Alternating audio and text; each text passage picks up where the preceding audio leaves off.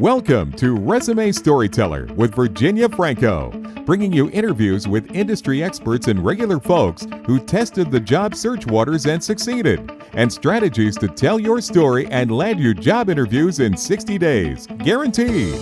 Here's your host, Virginia Franco.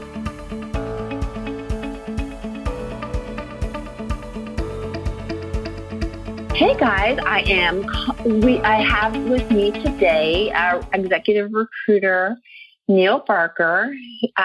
We are just a few days before the holiday season, so Neil, thank you so much.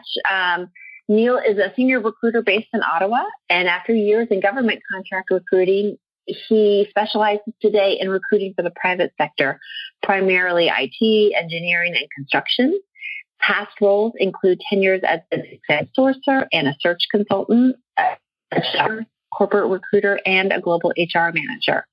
Neil spent over a decade in South Korea before returning to Canada in 2014. So Neil, again, thank you so much. I know that it can be pretty nutty wrapping up before people head out on the holidays, so thank you for doing this. Oh, yeah. And thanks again. Thanks for the invitation. Much appreciated. So you heard me give just a quick overview of what your past history and what you're doing now, but I would love to sort of hear a little bit more about how you came to be in this position. Sure. Okay. Excellent. So I'll give the elevator pitch version. Okay. So I did spend a decade in Korea, and I kind of fell into human resources actually. I did some language instruction earlier. Oh. And then what I'd done is I transitioned into teaching SAT World History. And then that kind of snowballed into in learning and development. I was a corporate trainer for an engineering company. And then I had no idea.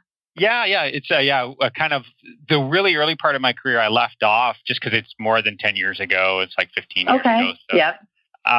But when I did corporate training, I did that for a few years for an engineering company in Korea, and then I changed to a different company, a larger, with Samsung, one of their divisions. So what I did is I went in there and I was doing training plans and then also helping expats from outside of Korea who were stationed, I guess not on stationed, I should say that, but more like on contract for 2 to 3 year terms. Right. At headquarters, and working with their global HR team and just helping them, with HR problems, being a point of contact, working with the L&D team to, help people in like soft skills, communication, some presentation skills. And then, kind of moved into recruiting and then some global HR policy. And it was a lot of, contact with expats and then as well as the overseas offices. So I see a lot of processes where I could do improvements. So, yeah. Well, and I mean, you and I connected on LinkedIn originally, and you always do go the extra step in trying to educate job seekers. So now the fact that your background was in education and L&D, that makes perfect sense to me. So you obviously work with job seekers, but then also corporate clients that are seeking talent. Tell me, what are sort of a couple of major challenges that you see facing those either making a career change or jumping into job search, maybe for the first time in a while? So one of the challenges, and again, that's, I deal a lot with like on the candidate side. So one of the challenges I see, let's say, for example, somebody going into job search, like, they're getting tired in their current position or they're a recent grad. I guess it's just knowing where to start. Like, it seems so overwhelming to them. Everything from the resume side, interview, application process, how to network, like those pieces, I guess, of the puzzle. They don't know how to put them together sometimes. Yeah, for sure. And is there one, of all those pieces of the puzzle, or maybe it's job search in general, is there sort of a point that you find that just has really takes most people by surprise? I think like the one that I was even dealing with this with an interview earlier this morning. It's hard sometimes to have somebody like clarify exactly what they're looking for. Like, I think it looks so overwhelming. They're just ready to accept anything, but then they're spread too thin. That's how I see it. So they just say, I'll take anything in IT. But that covers so many different roles and That's so responsibilities. broad, right? Yeah, exactly. So I have to really like have them drill down, based on their skill and experience and what their goals are, and plan that out. So. Mm-hmm. So sort of they're shocked by the need to narrow down their focus. It does feel a little counterintuitive when most people say, I don't want to hedge my bets. I don't want to be put into a corner. Exactly. Yeah, exactly. That's what I get a lot of, especially people who haven't done a lot of job search or it's been a long time. Like previously, maybe they would assume that the hiring manager would know what to do with them. Like kind of, oh yeah, I can use you for this. And then they'd be, happy with that and go along with it. I guess it's more like the old traditional way of doing job search or getting hunted. Yeah. Well, tell me about, is there something that drives you sort of most crazy that you see people doing where you say, gosh, guys, please, this is a big error. Right. A big yeah. Yeah. The first thing I guess would be, I guess just as a job seeker, like thinking you have to follow what's considered the traditional path of following like a job search, getting your resume up to date, applying online, and just doing it the easy way, going through ATS, applicant tracking systems, or using Indeed, which makes it way too easy. But again, you're doing what everyone else does, so that's how you're going to be taken by the recruiter. Like myself, like I much prefer like the proactive approach where they're reaching out to me and following up and almost bothering me, but in a positive way. I like that because they remain top of mind to me. And I'm like, oh, I know a person. So how do people reach out to you that doesn't feel like they're spamming you or stalking you, but that does help to keep them at the top of mind? Mm-hmm. So a few ways. Like I always encourage people to, again, get active on LinkedIn. It's a fantastic tool. Yeah, absolutely fantastic tool. And I really appreciate messages I get from job seekers or employers and clients through LinkedIn. I really like that because You do? I can, yeah, absolutely. I love that because I can take it outside of work too. Like I'm on active LinkedIn after work hours, and it's my main tool now. Okay. So I do appreciate that, and then also like regular follow-ups from the much more proactive candidates. And I try to encourage everybody to do this. I say, it's not bothering me if you give me a call, send me an email, let me know, you're still on the market or you've thought about this company or that company or this firm, and just keep getting to my top of mind because I have so many requisitions I'm working with. Right. Yeah. So it's kind of, you've got to fight your way. Yeah.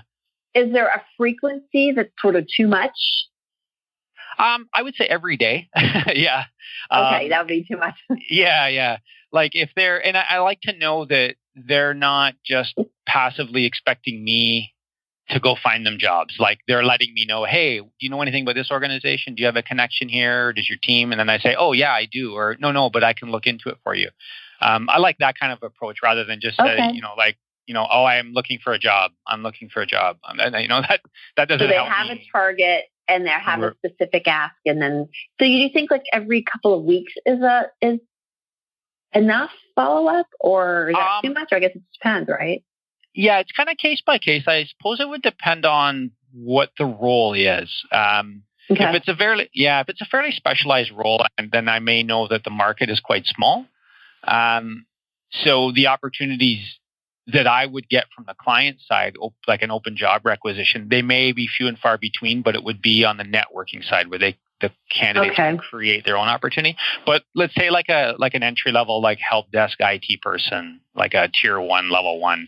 Those are fairly common. At least here in Ottawa, there's a lot of tech support roles here. So yeah, I don't mind if somebody's, asking me every few days, sending me a message LinkedIn or an email or give me a call, and then I can follow up or see if I've got anything that pops up. So. Okay. All right. No, fair enough. What advice do you give people that are thinking about making a career move, that haven't really gotten started? What's sort of the best way for them to do that? I would say, and it sounds common and obvious, but really research what the role requires.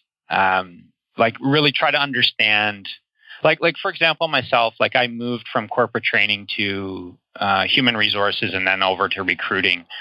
Like I really had to understand what the recruiting side of it is, and not use all of my skills from corporate training, where corporate training, right. You're more like teaching, right? In a sense, you're setting up plans. It's more structured. Whereas recruiting, what I'm doing now in a third-party agency is it's much more on the fly. Like you have to be much more agile and adaptable. You can't just make plans and go with it. So that's I would say for a career changer, look at that and really understand, is that something you're able to do or willing to learn to do, and you'll enjoy it. So, well, and that's where the targeted job search comes into play, because you can't do research if you don't really know what you're looking to target, and then figure out which skills are transferable from there.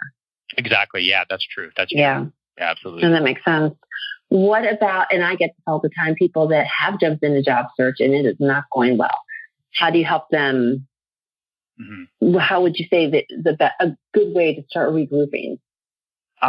So yeah, let's say, and I've had this with several professionals here in the Ottawa area. And I try to really encourage them to do networking. Like, I know everyone says, yeah, everybody's told me that, but do it because it works. It really, really does work. Yeah.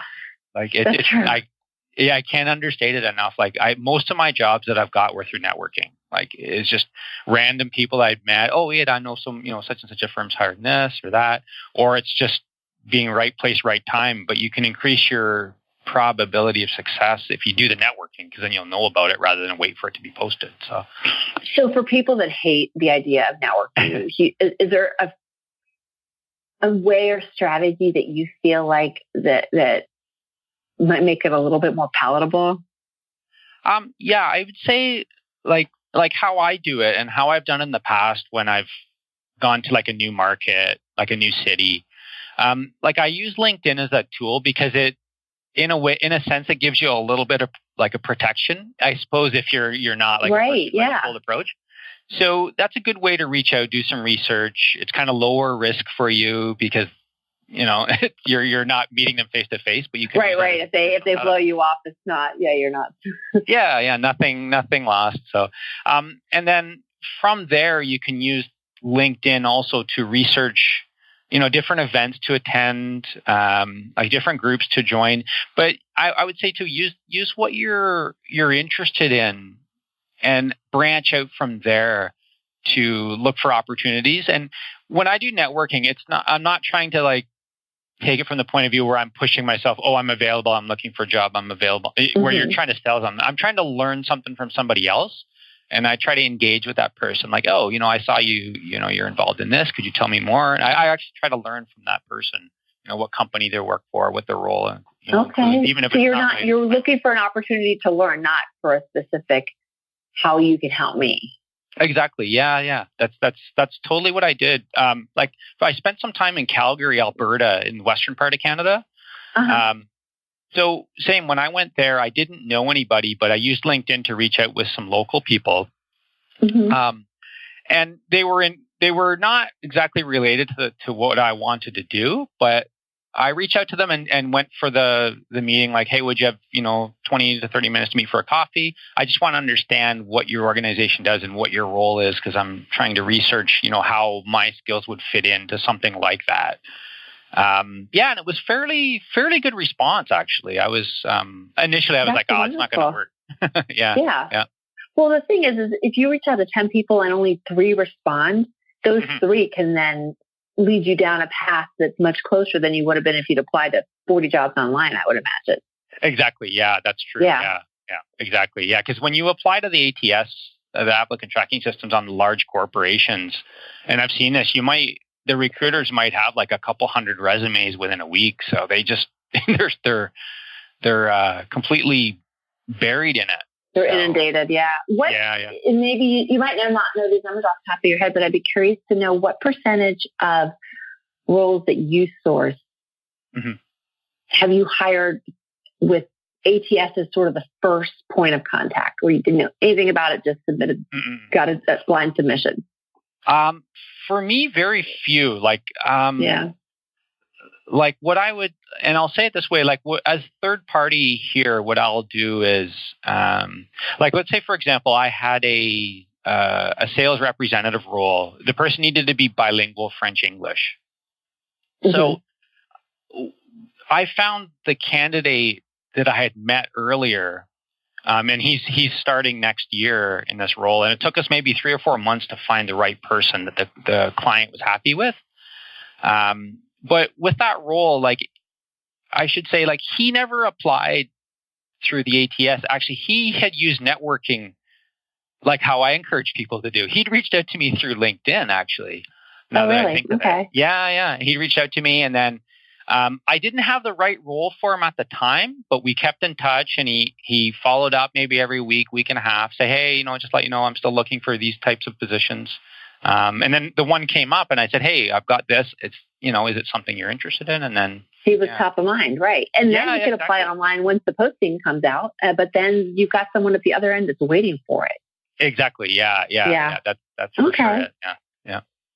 So we talked earlier about people not wanting to pigeonhole themselves. So what advice do you give job hunters that can go in a number of different directions? They have a lot of transferable skills. What advice do you have for them? I would say, like, don't be afraid to be pigeonholed, and I'll say it in a more positive way, because from a hiring point of view, if somebody comes into me and says, I'll use an example. If they say, "Oh, I'd like to be a project coordinator," okay, well, like, I need to know what industry, what skills, what software you bring. Like, that doesn't, to me, it's too general. It's like saying helper. Like, I help in what? So if somebody says, hey, I want to be a project coordinator in a construction company that does, commercial projects. So I'll say, okay, I can work with this now. So I would say, like, don't think of it as being pigeonholed, but think of it as being targeted and have a goal, because from the recruiter's point of view, like myself, I can market that candidate much more easily. Then I can know, we've got several clients in engineering construction industry. I can send your resume off to the account manager, and they'll get it in front of somebody to look at. You can skip the ATS altogether. It helps you to sell them, and it, to me, it connects the dots for the readers as to how you're perfect fit. If you leave them guessing, nobody knows where to place you. And it sounds like that's what you're saying. You can't place them if they position themselves as too general. Exactly. Yeah. And it's so much harder. And then it's harder for me to sell as a third party, to sell it to a client, because it's kind of wishy-washy and foggy. They don't see a clear picture of what that person would be doing. A clear picture. Yeah. Yeah. No, exactly. That's perfect. This is a tough topic to talk about. But I always hear questions about concerns, I guess, about discrimination, age, ethnicity, gender, all of that. And I don't know if you deal with it on both ends, where you're trying to educate companies as well as clients. But what are your thoughts on the topic, and what advice do you give people that are struggling with that? So like, one of the things I deal with a lot is, like, I do a lot of outreach here with newcoming job seekers who are immigrated on like permanent residency, or they're here on work permits or study permits. So with some employers, they may not look at overseas experience outside of Canada, or like outside of like Canada, US, or UK as relevant experience. So there is some discrimination, I suppose, in some employers' minds. Like, at least bias. Sure. Right. Bias. Yeah. But they're thinking, oh, it's engineering in such and such a place. That's not the same. So for candidates, like, it can be challenging with some companies, some clients, not necessarily the company as a whole, but as the hiring managers there. So I would just say, be very clear on your resume and your goals of what you want to do. You may have to lower your expectations in some sense. So, like, for example, I may have somebody who's a project manager, worked on, massive high-rise buildings in another part of the world. And if they're coming to Canada and they want to work as a project manager on high-rises here, they're not going to be able to move laterally to the same position. And it's not necessarily biased. Like, it could be that the person coming in, they may not be familiar with like building codes here, which they've got to know that stuff. Or like an HR person, and I saw this myself. If you're HR, like in South Korea, and you come HR to Canada, you could do it at a very general high level, but you're not going to be familiar with like labor law or, employee relations and specifics. So yeah, you'd have to be very, I guess, specific what you want, but be also realistic in some sense. You may have to come down on some expectations. So that's how I coach some candidates. Say, well, I hadn't even thought about experience bias. Right. I would think about someone's too old, too young, all of that. Right. Do you find that if someone does take a, not lateral, but slightly lower, they then bounce back up to where they were before pretty quickly because they have the fundamental skills, they just don't have the market knowledge? Yeah, I've seen that in some cases, especially like technical professionals, like on the engineering side, and actually with some finance accounting people. So, like, for example, some of our clients, let's say in engineering construction, they may have as an asset or a mandatory requirement that the person is a licensed engineer in my province here of Ontario. So somebody may come in as a project engineer or like a junior intermediate engineer where it's not licensed. So they're proactive about it. So they get in touch with the local engineering membership association. They network and they study for their certification, their license. So then within a year, 2 years, 3 years, depending on what their timeline is, then they can scale up and be back to where they would as if it's a lateral move. And I've seen that with certified accountants here too, do that. So yeah. This is my second favorite question. Sure. Let's say somebody is a job seeker and they come to you, they have 5 minutes and say, I'm going on a job hunt. What are 2 tools a job seeker absolutely cannot be without during this journey? What do you think the 2 most important ones are? So let's say for an electronic tool, I would say definitely LinkedIn. That would be my number one. Just because of and the availability, right? And the research capability, way to network, find out about opportunity. Yeah, I mean, it's a database and a CRM. Well, I guess it's to me, it's the world's greatest CRM. Yeah, for sure. For outreach, for research, for everything. Yeah, for sure. I would say that for sure. And then, like myself, I use some sort of like a scheduling tool, like Google Calendar, and then I set reminders and everything. Like as a recruiter, I use it as follow-ups, and plan out my day. Just because then I give myself some structure, so I know who to contact, who to follow up with, what's going on. Because I think without the calendar, you just kind of feel like you're wandering around and bumping into, a job here, a job there, or an interview. And it's better to give that structure, I think, in some sense. Yeah. Well, and I've even heard, certainly a calendar, but even a basic spreadsheet. I'm a huge fan. Do you use Boomerang? Oh, I have in the past. Yeah. I love that because if that way I'll send an email and remind and have it boomerang back to me so that I can follow up on it. Or write it ahead of time and schedule it out. And you get like 10 free, but to me, it's just so good, again, to feel like you are more targeted, structured, and not wandering. Right. Yeah, no, for sure. Yeah. It'll make your job search feel so much more, like structured and planned out, systematic, right? And it'll give you a routine to work with each day. I think you'd be much more effective, I think, a candidate would be in that sense. So, right. Sure. And make sure to schedule LinkedIn time. Yes, a little bit in the exactly. morning, a little bit in the night. Use your calendar for that. For sure. Absolutely. So this is my favorite question. What is next for you? What do you see going on? What plans do you have for 2020? So 2020, so one thing I'm doing a lot, and again, LinkedIn, is I'm doing a lot of LinkedIn learning. I've been really trying to go through a lot of coursework there. Now, some of it's like out of my area, but I'm looking into like what are some courses offered there for, let's say, like a developer. So there's a few things like some basic level programming or, how to interview as a web developer. So I can see it from what they need to know from a coaching point of view, I guess. And then I can understand, kind of reverse learn that way. Have you had a favorite course so far that you've taken? There's a few. I think there's one that's really good. I wish I could remember the person who gives it, but it's like called, I think it's like Job Search Network Masterclass or something like that. I'll have to find out. I can share it on LinkedIn again. Okay. Yeah, and there's one that I'm working through right now. It's another tool I use, Trello, which is like a Kanban. Do you know this? Where it's like software developers use this sometimes, or in manufacturing.